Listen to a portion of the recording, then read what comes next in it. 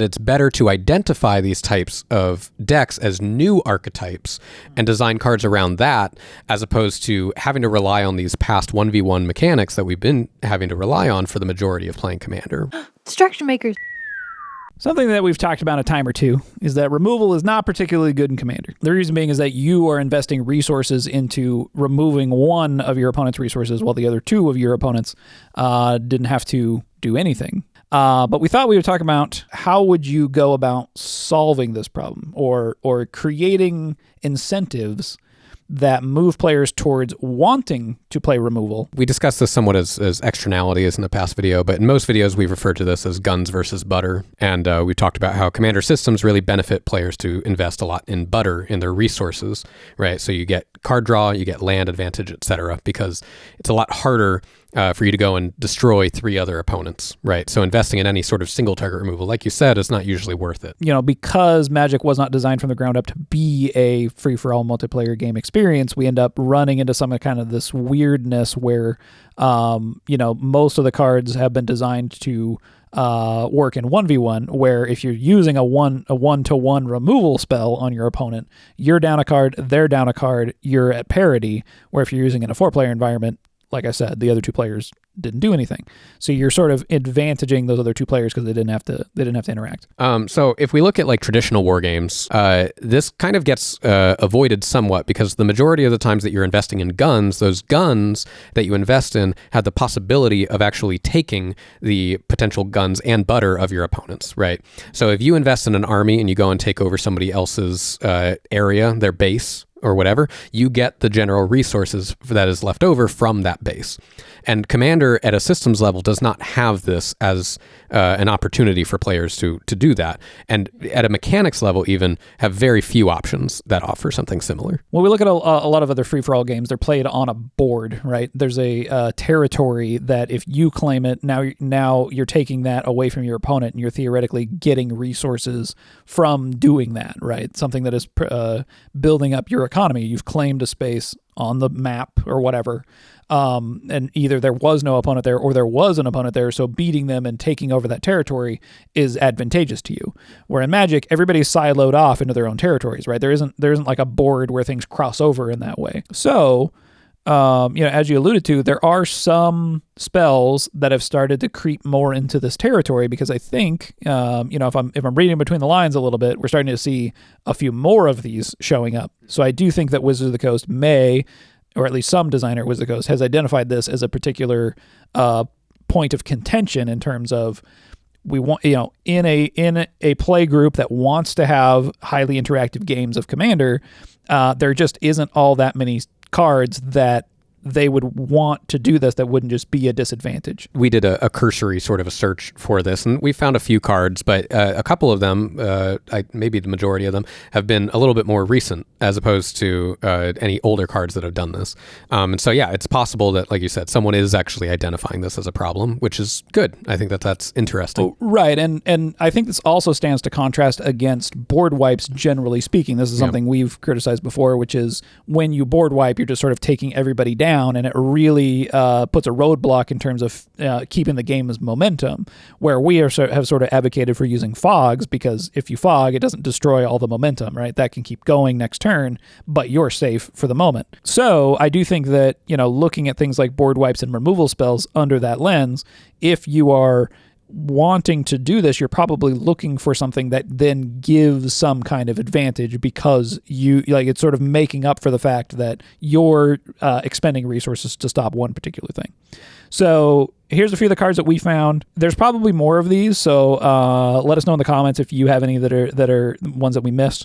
Cards will be on screen, so I'm just going to name them, and then we'll continue. So Culling Ritual, Death Begets Life, Blood Money, Decree of Pain, and Come Back Wrong. You showed me Come Back Wrong when we were looking at this, which I had even drafted it in Duskmorn, I'm pretty sure, and I was like, oh yeah, I forgot all about this card. Yeah. Well, it was funny because I was thinking about like particular play patterns that can create this kind of environment, which we'll get into in a minute, but I was thinking like, well, what if you took one of those play patterns and you shrunk it down to just one specific card, so you get just a little dose of that play pattern without having to go fully into that sort of negative play pattern experience, so that players feel a little bit more okay with you playing one come back wrong versus playing something like Turgid, right? Where all of your stuff now does that. So come back wrong is destroy target creature, and then you put it back into play under your control, and then you sacrifice at the end of turn, which is, I think, really interesting in terms of what we're talking about here. And not incredibly powerful, right? There's other sort of shenanigans that you could do with that particular type of a card, which is great because that means that it's not just like a one-trick thing. Right. It's not an everything bagel where it does the whole part of this combo. Yeah. You do have to put in a little work to get the most value out of this. In particular, this is very much investing your sort of, I guess, guns, right, into taking your opponent's guns away, right? It's similar to like a steal spell that you might see out of blue or something like that. There's almost no land recursion in this way, which I think is really interesting, because if you were to go really far into wargaming, it would be, if you're going to, let's say, go and attack someone's squadron, you don't often take their guns. You could take their potential actual guns, but not their units, right? You get their resources. Yeah, you get their butter. But we don't really have that in this particular game, right? A lot of the times lands are a sort of a sacred, can't touch those. Certainly not just steal them from other people. Yeah, suddenly all of everyone's lands are my lands. Yeah, we need more land stealing in Magic. It's Armageddon on steroids. What brave designer is going to be the one that brings that? Yeah, I don't think that's happening. I mean, there is some difference here in like the way that the games progress, right? Like, Magic is something that where you have to build up that economy over time. Where some war games you might start with a certain amount of economy, so having it fluctuate is less painful. Anyway, so, I mean, you actually brought up another thing that we didn't quite touch on yet, which is that cards that have you gain control of opponents' things fit into this category too, which theoretically is almost better in some ways. Like something like Steal Enchantment to steal a Rhystic Study is probably a better use of your resources rather than something that just destroy target enchantment, right? Right, yeah. So now you get Rhystic Study. Your opponent doesn't have it, and now you do, right? Because your opponent got all of the past benefits from that Rhystic Study, right? Prior to you destroying it. But yeah, it's better, much better to just have that effect yourself. There's kind of a mindset shift, I think, that's important here, which is understanding the role that your opponents play against your other opponents for you in particular, in that maintaining a board state is important in terms of your opponent's creatures can be looked at as your own resources when they're attacking your other opponents. Okay, so let's talk about a little bit about some of the play patterns that are in the game that follow this kind of guns into butter idea. I think we've had this on our notes for months now, and I think that this was always shaped around Turgid, right? Because Turgid is the big baddie that everyone's afraid of at a table, especially a casual table. Because Turgid is, what's funny is Turgid doesn't do anything on her own, but she enables this particular type of a play pattern. So Turgid, God of Fright, has Menace, not that matters. Whenever an opponent sacrifices a non-token permanent or discards a permanent card, you may put that card from a graveyard onto the battlefield under your control. So she is the quintessential strategy enabler for turning guns into butter, essentially. If you are targeting your opponents, making them discard, making them sacrifice creatures, you are actually generating something from that. Since these effects aren't symmetrical, I think that this can be particularly frustrating to play against at a commander table. So, we'll mention that, many players do not like playing against Turgid.